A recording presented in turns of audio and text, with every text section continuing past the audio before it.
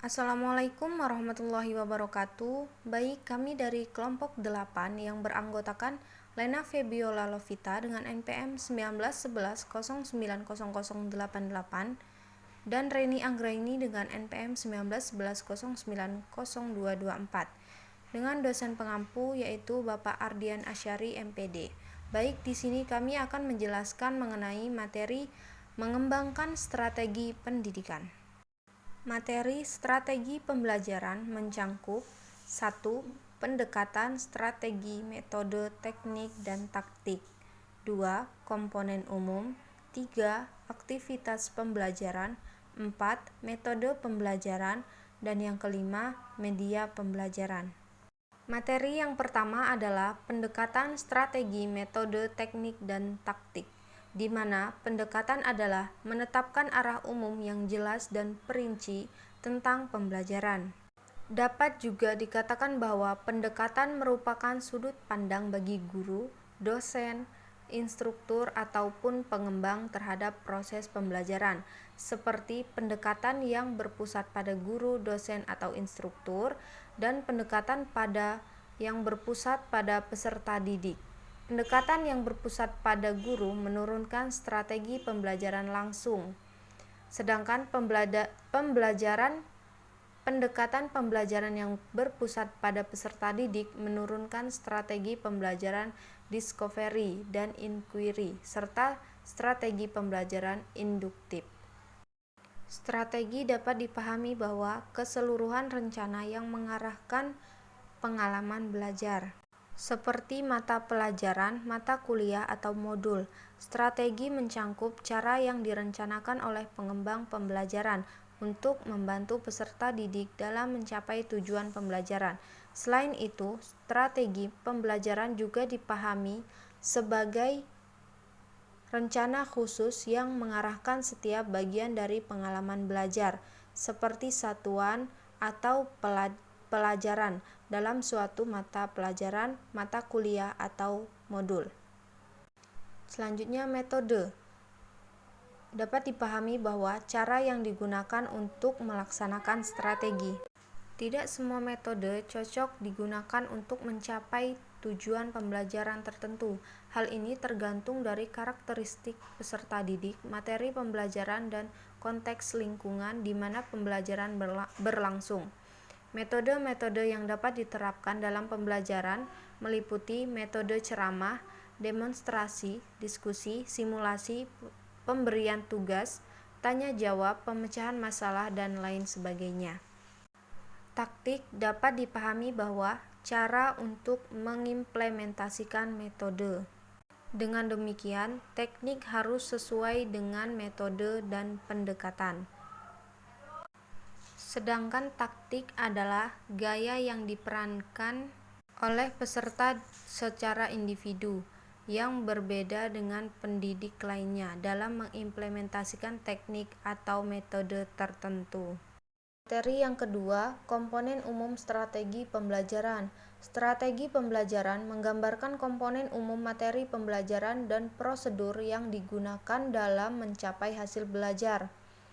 Peristiwa pembelajaran adalah gambaran sederhana tentang paradigma aktivitas peserta didik dan pendidik yang terjadi secara komplementer, saling isi-mengisi, dan saling ketergantungan dalam suatu situasi belajar.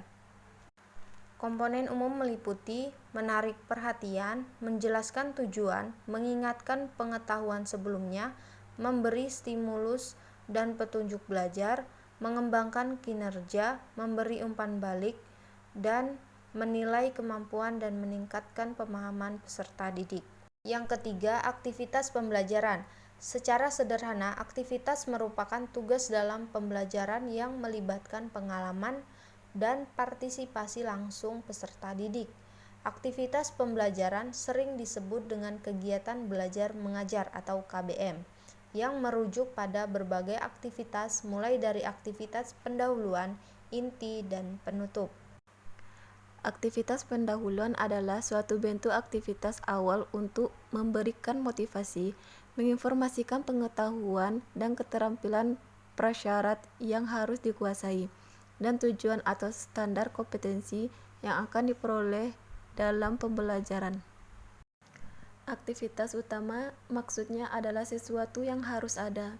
Adapun aktivitas pendukung boleh tidak ditulis dalam aktivitas pendahuluan, tetapi sering dilakukan pada saat pelaksanaan pembelajaran. Aktivitas inti. Pelaksanaan kegiatan inti merupakan proses pembelajaran untuk mencapai kompetensi dasar yang dilakukan secara interaktif, inspiratif, menyenangkan, menantang, memotivasi peserta didik yang berpartisipasi aktif, serta memberikan ruang yang cukup bagi prakarsa, kreativitas, dan kemandirian sesuai dengan bakat, minat, dan perkembangan fisik serta psikologi peserta didik. Aktivitas penutup. Aktivitas penutup merupakan kegiatan yang dilakukan untuk mengakhiri aktivitas pembelajaran yang dapat dilakukan dalam bentuk rangkuman atau kesimpulan, penilaian dan refleksi umpan balik, dan tindakan lanjut. Materi keempat yaitu metode pembelajaran. Metode adalah alat atau cara yang digunakan untuk mengajarkan materi pembelajaran kepada peserta didik. Metode-metode yang dapat diterapkan dalam pembelajaran seperti ceramah, curah pendapat, mendongeng, diskusi, penyelesaian masalah, eksperimen, pemetaan ide, bermain peran, demonstrasi, karya wisata, sugestopedia, studi mandiri, induktif, dan deduktif. Yang kelima, media pembelajaran. Jenis-jenis media pembelajaran yang pertama, mengembangkan media cetak. Media cetak merupakan media sederhana dan mudah diperoleh dimanapun dan kapan saja. Yang kedua, media pameran. Media pameran mencakup benda nyata dan benda tiruan. Yang ketiga, media visual. Media visual mencakup gambar, tabel, grafik, poster, karton, dan kamera.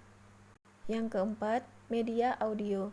Media audio adalah jenis media yang digunakan dalam proses pembelajaran dengan hanya melibatkan indera pendengaran peserta didik. Yang kelima, media video. Media video adalah semua format media elektronik yang menggunakan gambar bergerak untuk menyampaikan pesan. Yang keenam, perangkat komputer. Penggunaan komputer telah membentuk jaringan yang mendunia. Perangkat komputer mencakup YouTube, audio, streaming, dapat termasuk perangkat lunak yang dapat digunakan untuk belajar mandiri. Dengan mudah dapat diunduh dari berbagai alat situs online.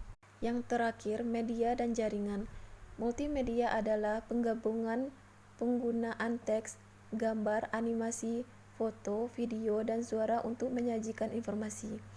Multimedia merupakan produk teknologi mutakhir yang bersifat digital. Media ini mampu memberikan pengalaman belajar yang kaya dengan berbagai kreativitas. Banyak metode yang strategi yang dapat digunakan untuk menggunakan multimedia yang efektif dan interaktif.